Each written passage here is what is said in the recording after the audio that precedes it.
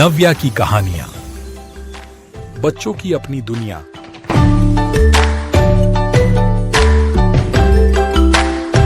सुंदरवन जंगल में पानी की आपूर्ति के लिए सिर्फ एक ही हैंडपंप था, जो काफी सालों पुराना था। जंगल के सभी पक्षी उसी हैंडपंप से पानी भरकर अपनी रोजाना की जरूरतों को पूरा करते थे। पर रात में हैंडपंप के पास कोई नहीं जाता था। रात में हैंडपंप से भूतिया टोनी चिड़िया की आत्मा और उसका पति टुन्नू बाहर निकलकर बातें करते थे। अरे सुंदरी, बबली, पानी नहीं भरना है क्या? चलो जल्दी से हैंडपंप के पास आओ। ये चालाक जंगल वाले इतनी आसानी से बाहर नहीं निकलेंगे, हमें दूसरा पैतरा आजमाना होगा।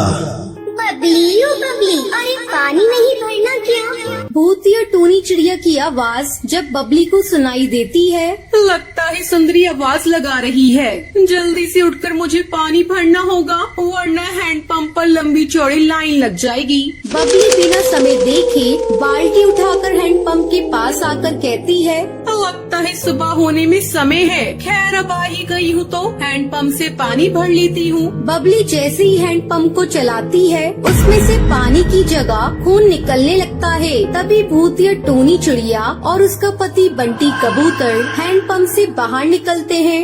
हमें इस बबली को सबक सिखाना होगा। इसके खून से हम हैंडपंप को धोएंगे। फिर भूतिया टोनी चिड़िया की आत्मा बबली को मारकर उसकी गर्दन काट देती है और वहाँ से गायब हो जाती है। सुबह बबली की लाश देखकर जंगल के पक्षी कहते हैं, इस भूतिया हैंडपंप ने हड़कंप मचा दिया है, हर रोज एक जान ले रही है। जंगल वालों, अगर तुम सबको अपनी जान प्यारी है तो कोई भी इस भूतिया चिड़िया हैंडपंप के पास अंधेरा होने के बाद मत आना। सरपंच कड़कनाथ सेठ की बात मानकर जंगल वाले सिर्फ सुबह ही हैंडपंप का इस्तेमाल करते और रात होने पर ना कोई वहाँ पानी भरता, ना कोई भूतिया चिड़िया हैंडपंप से गुजरता। पर एक रात हरी नाम का तोता जंगल से गुजरते हुए कहता है, प्यास के मारे गला सूखा जा रहा है, काश पानी मिल जाता। फिर हरी तोता की नजर उस सन्नाटे भरे हैंडपंप पर आ रुकती है, जो एकदम सुनसान वीरान पड़ा था। घर पहुंचने के लिए हमें लंबा सफर तय करना है, क्यों ना मैं इसी हैंडपंप से अपनी प्यास बुझा लूं। जैसे ही हरी तोता हैंडपंप चलाने लगता है, तभी भूतिया टोनी चिड़िया और टुन्नू की आत्मा बाहर निकल कर आते हैं। तुम्हें प्यास लगी थी ना? मैं तुम्हारे लिए हैंडपंप चला देती हूँ। इस हैंडपंप का पानी एकदम ठंडा और मीठा है, पियो ना पियो। खून, भूत, भागो यहाँ से। तभी भूतिया टोनी चिड़िया की आत्मा हरी तोता की गर्दन काट कर भूतिया हैंडपंप के पास फेंक देती है और हैंडपंप के अंदर घुस जाती है। अगली सुबह फिर से एक लाश देखकर सभी पक्षी डर जाते हैं। सरपंच जी, ये तो कोई राहगीर लगता है। ये राहगीर अपनी प्यास बुझाने के लिए रात इस भूतिया हैंडपंप के पास आया था और भूतिया हैंडपंप ने इसकी खून से ही अपनी प्यास बुझा ली। हमारे पास इस भूतिया हैंडपंप का कोई हल नहीं। सबकी भलाई इसी में है कि हम सभी बस अपनी जान की परवाह करें। कुछ समय बाद जंगल में एक नवविवाहित जोड़ा टुनटुनी और बंटी कबूतर रहने आते हैं और सरपंच उनसे कहता है, इस जंगल का एक नियम है, अंधेरा होने के बाद कोई भी उस हैंडपंप के पास नहीं जाता। इसलिए तुम दोनों भी ये गलती मत करना, क्योंकि ये मशवरा नहीं बल्कि चेतावनी है।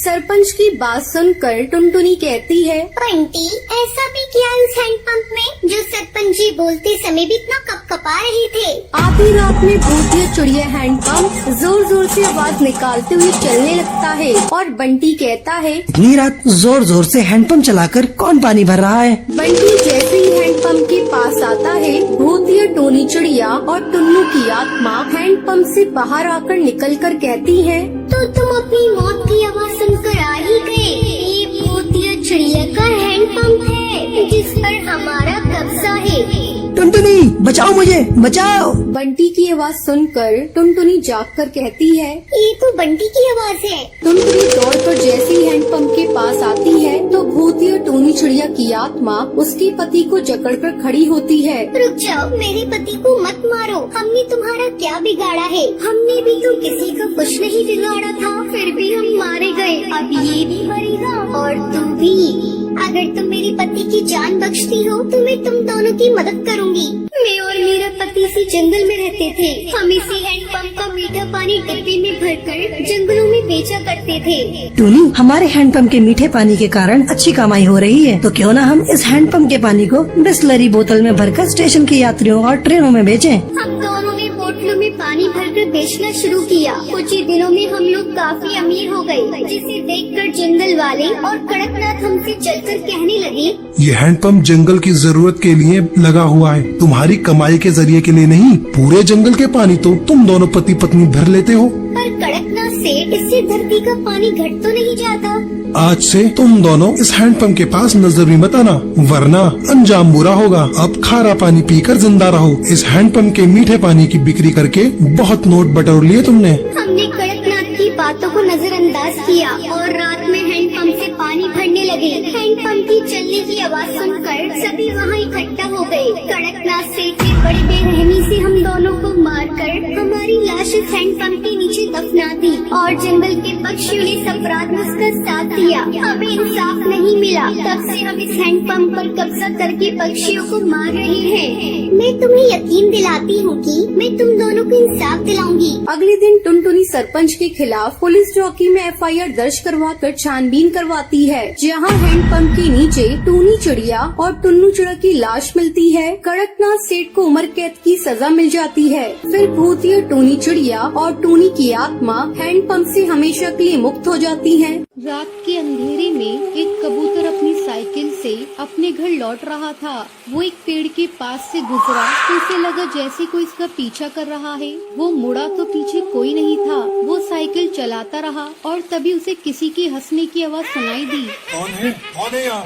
उसने फिर से पीछे देखा तो वहाँ कोई नहीं था, पर उसकी साइकिल पर 2 कठपुतलियाँ थी। ये कहाँ से आ गई? उसने उन चिड़िया की कठपुतलियों को उठाया और फेंका, पर कठपुतलियाँ जमीन पर गिरने की बजाय उड़ने लगी। वो कबूतर भागने लगा। तभी वो दोनों चिड़िया की कठपुतली उसका पीछा करने लगी। कहाँ तक भागोगे? हम तुझे नहीं छोड़ेंगे। कठपुतलियों ने उस कबूतर को घेर लिया। वो भागने की कोशिश करता रहा, लेकिन अंत में उसे दिल का दौरा पड़ा और वो वहीं मर गया।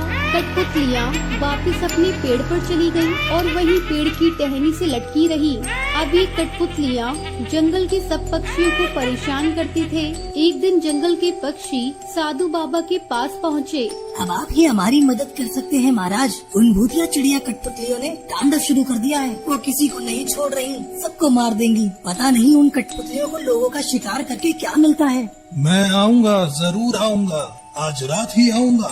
ये सुनकर जंगल वाले पक्षी बहुत खुश थे। उस रात साधु महाराज अकेले उस रास्ते पे चल पड़े और उनके कदमों की आहट सुनकर भूतिया कठपुतलियाँ जाग गईं और उसका पीछा करने लगी। कौन हो तुम लोग? लगता है तुम लोग ऐसे नहीं बताओगे। साधु महाराज मंत्र पढ़ने लगे। रुक जाओ, बंद करिए ये सब। तो मेरे सवालों का जवाब दो, कौन हो तुम? मैं टूनी हूँ और ये मेरे पति टुन्नू। हम दोनों राजस्थान के पास वाले जंगल के रहने वाले थे।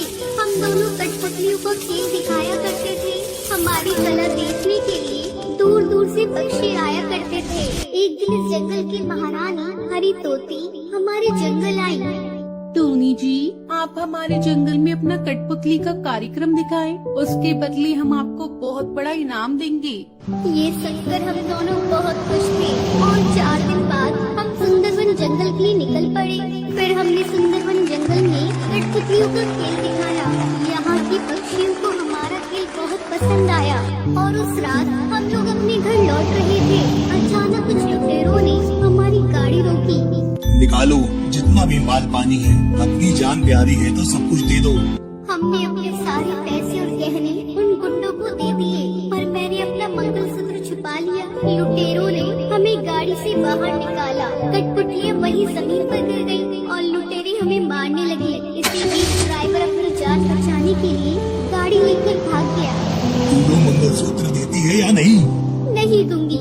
लुटेरे ने मंगलसूत्र छीना और मुझे और मेरे पति टुन्नू को मार दिया और वहाँ से भाग गए। कई पक्षी वहाँ से गुजरे, लेकिन किसी ने हमारी मदद नहीं की। अगर कोई हमारी मदद करता तो आज हम जिंदा होते। तब से हर रात हम इन कठपुतलियों में जी रही है और इस जंगल के पक्षियों से बदला ले रहे हैं। हम किसी को नहीं छोड़ेंगे। इन सब ने तुम्हारा क्या बिगाड़ा है? क्या इन्होंने तुम्हें लूटा? नहीं ना, तो तुम इन पक्षियों को मत मारो। उनके परिवार का क्या होगा? तुमने कभी सोचा है? अगर उनके परिवार है तो क्या हमारे नहीं थे? हमारा भी एक हंसता खेलता परिवार था। हमारी माँ थी, भाई था, उनकी क्या गलती थी? साधु उन दोनों को कैद करने की कोशिश करने लगता है और मंत्र पढ़ने लगता है, पर ये सब टूनी चिड़िया की आत्मा और उसके पति टुन्नू को मंजूर नहीं था। वो दोनों एक रस्सी से गला घोट कर साधु बाबा को मार देते हैं। मने मुक्ति दिलवाने आया था, हमने तो इसे ही कर दिया। हम कहीं नहीं जाएंगे, किसी को जिंदा नहीं छोड़ेंगे।